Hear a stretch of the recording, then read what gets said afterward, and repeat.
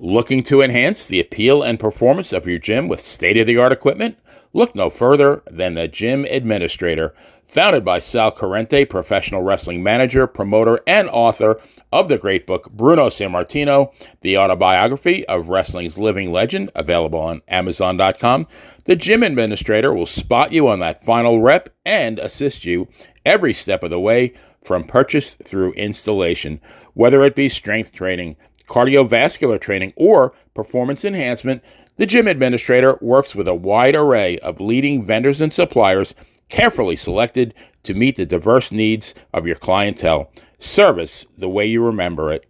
Contact us at 914-494-1066 or visit our website at thegymadministrator.com, as well as all social media platforms. The Gym Administrator. All your fitness needs under one roof. Scan the barcode at the bottom of the screen to get started today. Brother. Yeah. Let me ask you, Bill, when you talk about great masked wrestlers, there's two names, right? There's the masked superstar, obviously Rey Mysterio too, but that's way down the road. But there's the masked superstar, and then there's Mil Mascaras. The legend of Mil Mascaras is he never let anybody see him without a mask, even in the locker room. He would shower with it and everything else.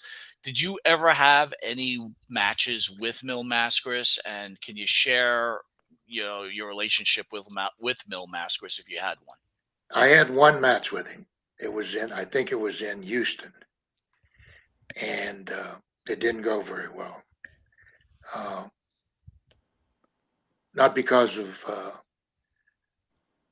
I didn't want to have a good match. He just didn't want to sell.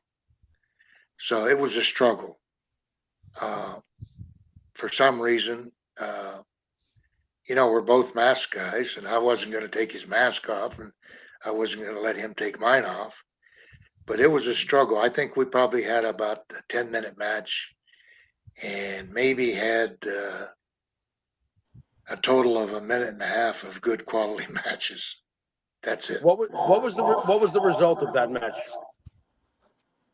To be honest with you, I don't know. I probably got DQ'd or.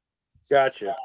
Like I find it fascinating, Mike. I mean, Mil Mascaras, for all the flack that Hogan gets for being self-centered and selfish and stuff, Mil Mascaras sounds like the most selfish guy that ever got between the ropes. I mean, that's what we heard. I mean, when you're in a ring with him, Bill, and you're trying to work with him and he's not selling, what are you saying to him? Well, I didn't talk to him that much, to be honest with you, because you can, as soon as you lock up with somebody, you know if they're going to work with you or not. Wow. And if they're not going to work with you, it's going to be a long, brutal evening. And I knew one thing.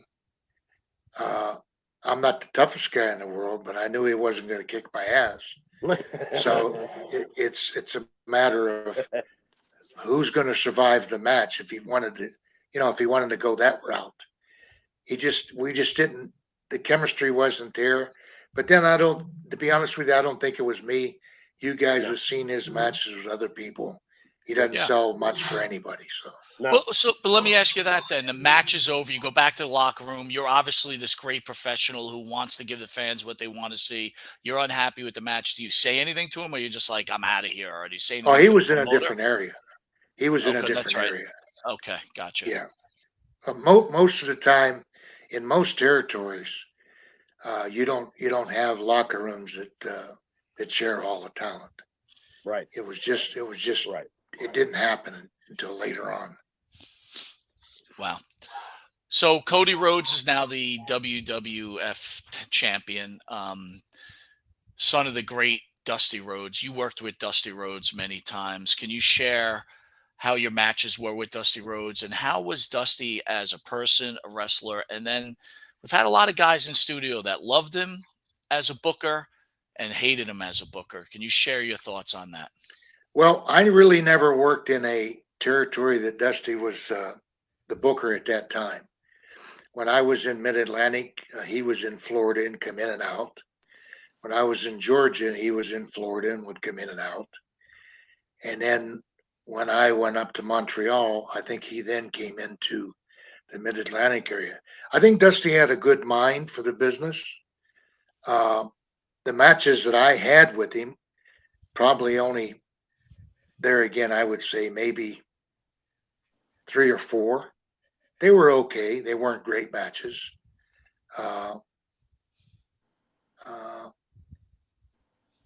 As far as booking, I think he booked in favor of himself.